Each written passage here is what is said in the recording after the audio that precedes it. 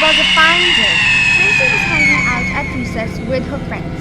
The following period was library. The bell rang and everyone groaned except for Tracy and her friends. She got up and ran off to the library. It was hard to choose a book, thought Tracy. Suddenly, a suspicious book caught her eye known as Let Them In. Her friend, Peggy, went to her and asked whether she had chosen her book yet. Suddenly, Nancy appeared, the girl who was sent to the mental asylum for something that Tracy and Peggy still didn't know.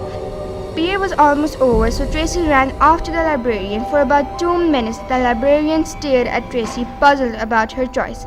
After the awkward scene at the library, Tracy goes back to class and slips the book in her bag. As soon as Tracy gets home, she calls over her friends to do a ritual from the book which she had read. The girls first lock the door, turn off the lights, and burn a candle. Tracy throws a blanket all over them. The trio put hands together and recite a spell from the book.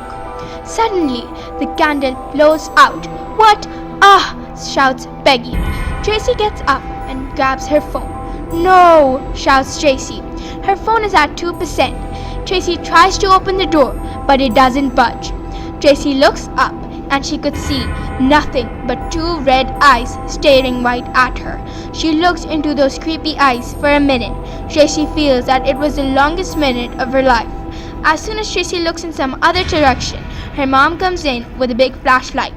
The same night, as Tracy's mom was preparing to go to sleep, she heard screams coming out of Tracy's room.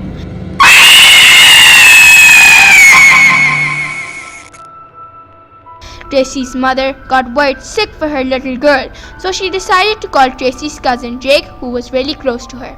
The next morning, Drake goes to meet Tracy and observes her for a few days. Drake suspected that Tracy was under the influence of a demon, so he decided to call over a priest who was an expert in demonology. His name was Father John.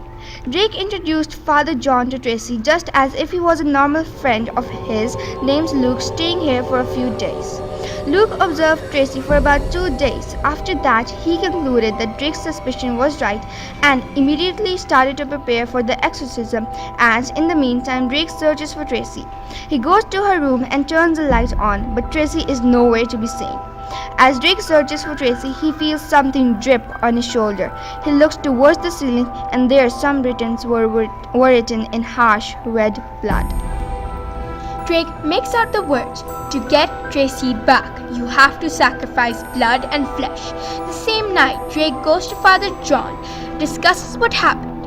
After discussing, Drake knew what he should have done. They both decided to meet at an isolated building in the forest the next day. The next morning, they both go to the building. Then Drake stands on the ledge, says his final goodbyes, and then he was gone.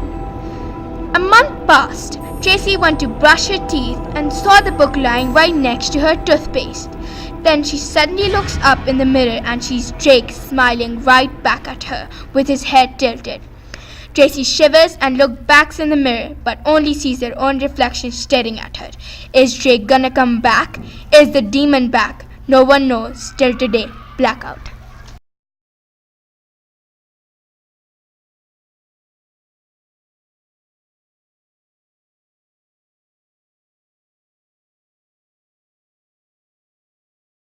Sees her own reflection staring at her. Is Drake gonna come back? Is the demon back? No one knows. Till today. Blackout.